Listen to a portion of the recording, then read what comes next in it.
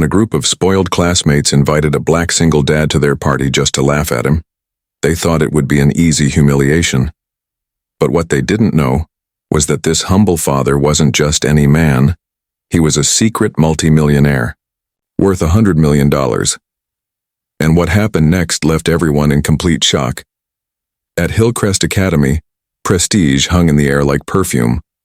Marble floors gleamed, lockers looked more like designer closets, and the parking lot was a showroom of sports cars driven by teenagers who had never known the meaning of struggle. Among them walked Daniel Reed, a quiet, observant boy with skin a shade darker than most of his peers. He carried himself with the same poise and humility he had learned from his father Marcus. But to the spoiled sons of privilege, Daniel was nothing but a target. Ethan Carter, son of one of the wealthiest businessmen in the city, leaned against his imported car with Jason Miller by his side. Both sneered as Daniel passed. "Hey, Reed," Jason called out loudly, his voice echoing across the courtyard. "How's life in the bargain bin? Did your dad pick up that shirt at the thrift store sale?" The group of kids nearby burst into cruel laughter. Ethan smirked, crossing his arms. "Must be hard, huh? No mom, a broke dad. I mean, what does he even do? Clean offices at night?" Their words were daggers, but Daniel didn't flinch. He stopped, his steady gaze meeting theirs. "My father works harder than either of you will ever understand. He doesn't need to prove his worth to you or anyone else." His calm defense only fueled their mockery. Jason cupped his hands around his mouth, pretending to announce, "Ladies and gentlemen, the hero of the poorhouse, defending his janitor dad." Laughter erupted again. Ethan, however, wasn't content with just words. He leaned closer, lowering his voice so only Daniel could hear. "Why don't you bring your dad to my party this weekend? Big mansion, private pool, catered food. You can both see how real success looks." His grin widened, poisonous with intent. Daniel's stomach tightened. He knew it wasn't an invitation, but a trap. He could already imagine the laughter, the staged humiliation. Still, he held his ground. "I'll tell my father," he said simply, walking away. That night at home, Daniel sat at the worn wooden kitchen table, hesitating before sharing the news. Marcus Reed, his father, listened quietly. His broad shoulders and strong hands spoke of years of discipline, but his eyes carried a calm wisdom. When Daniel explained the invitation, Marcus leaned back, thoughtful. "You believe it's a trap?" he said softly. Daniel nodded. "They just want to laugh at you. At us." For a long moment, Marcus was silent. Then he smiled, not bitterly, but with a kind of unshakable resolve. "Son, if we run from mockery, we let others define us. We face it not with anger, but with dignity. Sometimes the best lesson we teach isn't in words, but in how we carry ourselves." Daniel wanted to protest, to shield his father from what he knew was coming, but Marcus's voice was steady. "We'll go, and we'll go as ourselves." Meanwhile, Ethan was already boasting to his friends. In the gilded halls of his mansion, he paraded around, telling anyone who would listen. "You won't believe this. Reed's dad actually said yes. Can you imagine? The man probably doesn't even own a suit. He's going to show up in that rusty old truck, and we'll have the best laugh of the year." Jason roared with laughter, already planning snide comments. They imagined Marcus fumbling in front of their catered food, out of place in his plain clothes, like a stage actor playing the wrong role, but not everyone shared their delight. Lily Carter, Ethan's younger sister, overheard the conversation from the staircase. She had always been different from her brother, quieter, sharper, kinder. The idea of mocking someone's father for amusement twisted her stomach. Later, when she caught Ethan alone, she whispered, "Don't do this. You think you're clever, but humiliating people doesn't make you strong. You don't even know who that man really is." Ethan laughed dismissively, brushing her off. "He's a nobody, Lily. Just wait, you'll see." But she frowned, unsettled. Something told her this plan would not end the way her brother imagined. As the night of the party approached, the tension in the Reed household was palpable. Daniel fussed over details, worrying how his father would be treated, but Marcus remained calm. He chose a simple, neatly pressed suit, Modest, nothing flashy. He polished his shoes, not to impress, but out of respect for the occasion. Finally, when the hour arrived, Marcus walked to the driveway where his old truck waited. Its paint was fading, its engine tired, but he drove it with the same quiet confidence that had carried him through life. Daniel sat beside him, heart racing, while Marcus's hands gripped the wheel with steady strength. "Remember, son," Marcus said softly as the Carter mansion loomed ahead, glowing with wealth and arrogance, "we don't need to be more than what we are. Dignity is wealth no one can strip away." The truck rolled up the long driveway, headlights cutting through the night, as laughter and music spilled from the mansion. Inside, Ethan's guests waited eagerly, their mockery sharpened and ready, unaware that the man stepping out of the old truck carried far more power than their eyes could ever see. The Carter mansion blazed with golden lights that spilled across the manicured lawns like a stage prepared for spectacle. Luxury cars lined the driveway, sleek sports cars, polished SUVs, each glimmering under the night sky. When Marcus's old truck pulled in, its engine rattling faintly, heads turned. A hush spread through the gathering for only a moment before laughter broke out among the wealthy teens clustered near the entrance. They elbowed one another, whispering cruelly, "He actually drove that thing here? And looks like the gardener lost his way." Ethan Carter stood at the doorway, a champagne flute in hand, grinning smugly as if the night had already been won. Marcus stepped out of the truck in his simple suit, his posture straight, his expression calm. Daniel followed close behind, shoulders stiff with unease, aware of the cruel stares surrounding them. Ethan approached with exaggerated politeness, his smile stretched wide. "Mr. Reed," he said loudly, drawing attention, "we are honored you could join us tonight."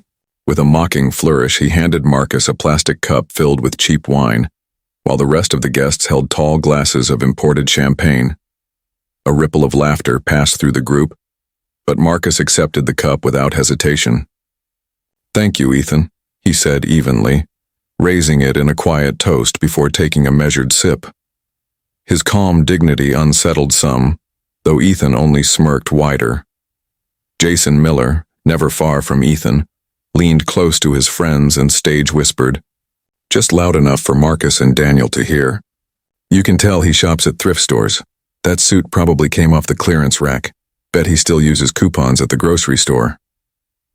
A wave of snickers circled the group, each laugh sharper than the last. Daniel's fists clenched at his sides, anger flushing his cheeks. He was ready to snap, to defend his father, but Marcus gently rested a hand on his shoulder. The touch carried a wordless lesson: patience, restraint, strength, and composure. Daniel's breath slowed, and though his jaw tightened, he remained silent.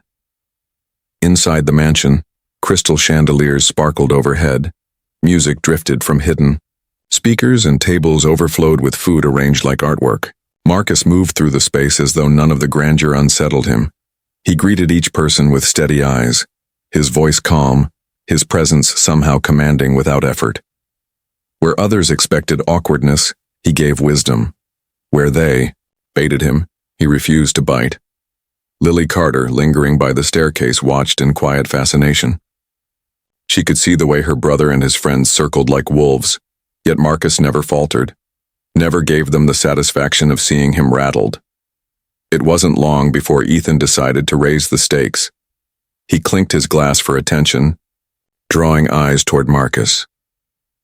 "So, Mr. Reed," he began with mock curiosity, "what is it you do for a living? We're all dying to know." His friends smirked, expecting a confession of mediocrity, some humble job they could twist into ridicule. Marcus set his cup down gently and answered in his calm baritone, "I work in technology." The room erupted in muffled giggles. Jason leaned across the table with a grin. "What's that mean? You fix people's Wi-Fi, install printers?" More laughter followed, sharp and cruel. Daniel's face burned, his chest tight with anger, but Marcus squeezed his shoulder again. "Patience," his eyes seemed to say. Marcus's calmness was disarming. He didn't argue, didn't defend. Instead, he began to tell a story. He spoke of raising his son after his wife passed, of the nights he worked tirelessly, of the importance of resilience when the world tried to measure a man by surface appearances. His words carried a weight that silence fell over part of the room. A few guests shifted uncomfortably, reminded of how cushioned their own lives had been. His tone wasn't bitter nor self-pitying. It was steady, wise, and quietly powerful. But Ethan couldn't let the dignity stand. His pride demanded dominance. "That's inspiring and all," he said with a smirk. "But let's be real. Success is measured by wealth. My father owns half the city. Our companies bring in billions. That's power, Mr. Reed. That's success. Can you compare?" He leaned back, grinning smugly as if he had cornered his guest at last. Marcus met his gaze with the faintest smile. He didn't raise his voice, didn't try to compete. "True wealth," he said simply, "isn't in what you show, it's in what you build. Money fades. Respect built on character lasts." His words landed like a stone dropped in still water, rippling outward. Some guests fell silent, unsure how to laugh at a man who spoke with such quiet certainty. But the mockers, unwilling to yield, chuckled anyway, dismissing him with forced laughter. Marcus, seeing the atmosphere sour, chose his moment. With calm grace, he excused himself, thanking Ethan for the invitation, showing no trace of bitterness. His composure unsettled the very people who tried to humiliate him. Daniel followed, head high, though his heart pounded with pride and anger tangled together. As they walked away, Sarah Johnson, one of Ethan's classmates, remained behind. She had laughed at first, following the crowd, but now her chest tightened, with shame. Watching Marcus leave with such quiet dignity made her realize the cruelty of her own silence. In that moment, she began to see the difference between arrogance and true strength, and something inside her shifted. The grand hall of Hillcrest Academy shimmered with crystal lights and the hum of anticipation. Parents, donors, and city officials filled the polished wooden floor, dressed in gowns and tailored suits, each waiting for the school's annual charity auction to begin.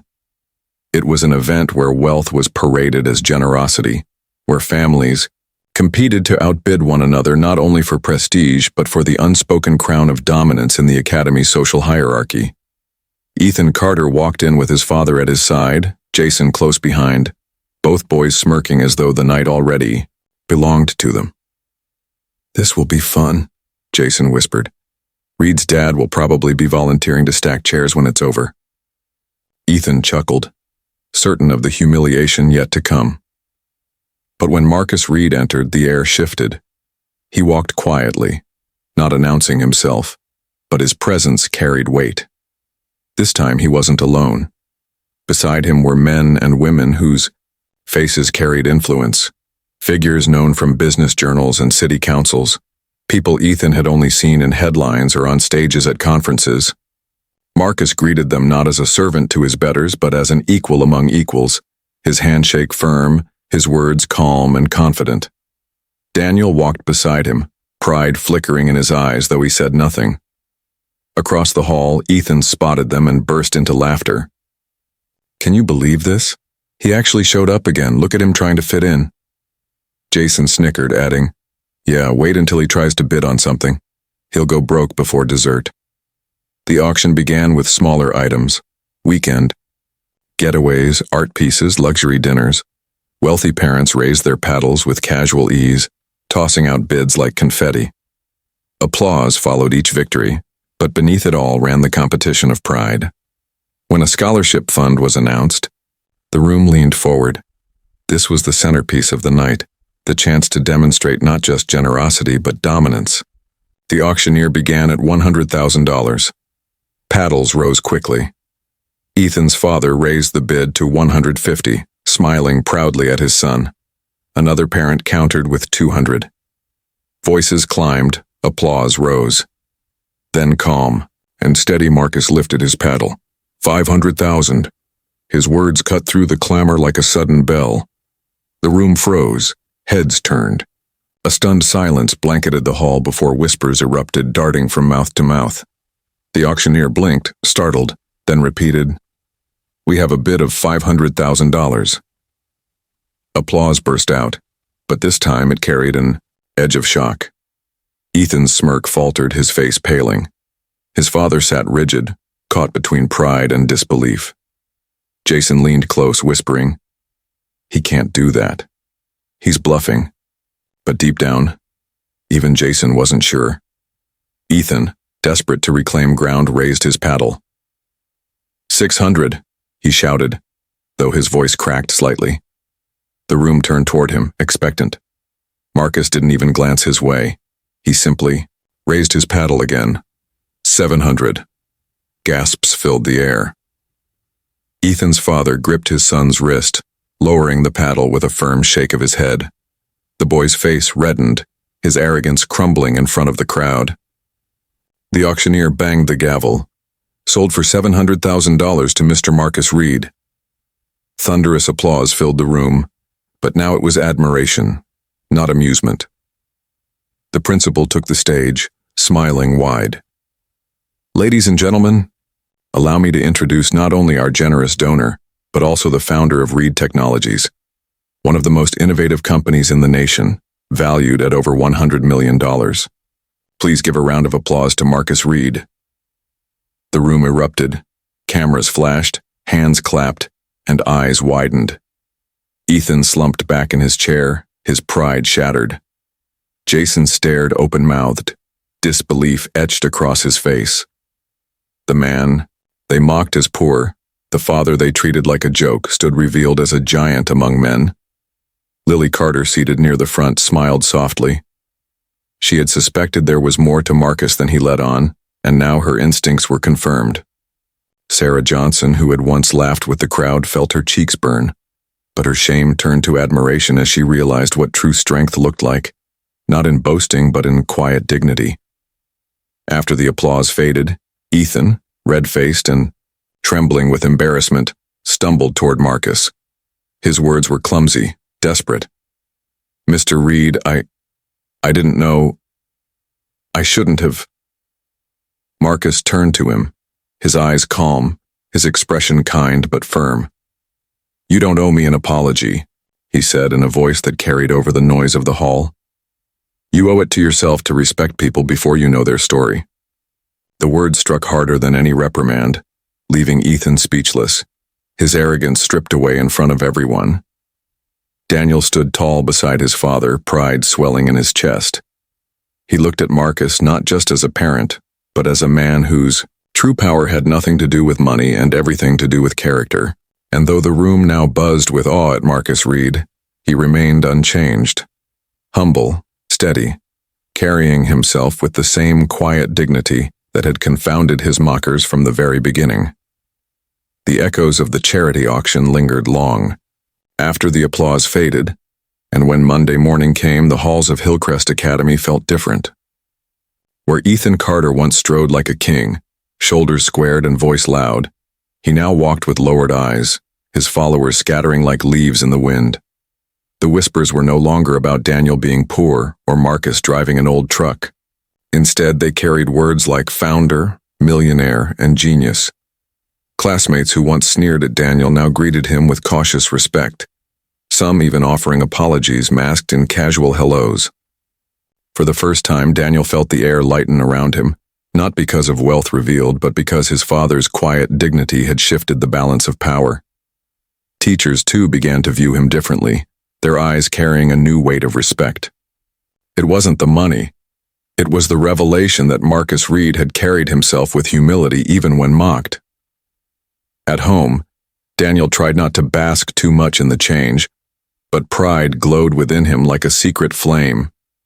He couldn't wait for career day when his father had been invited to speak, though nerves flickered at the thought of his classmates watching. The day of the event arrived, and the auditorium filled with restless students and curious parents. Speakers before Marcus droned on about corporate ladders and stock portfolios, their voices heavy with rehearsed pride. When Marcus stepped onto the stage, there was no spotlight needed. His presence alone drew silence. He stood in his simple suit, the same one he had worn to Ethan's party, his voice steady and warm. "I was asked to talk about success," he began, his eyes sweeping over the crowd. "But success is often misunderstood. It's not measured by what you wear or the car you drive or the number in your bank account. It's measured by perseverance, by what you build that lasts when the applause fades.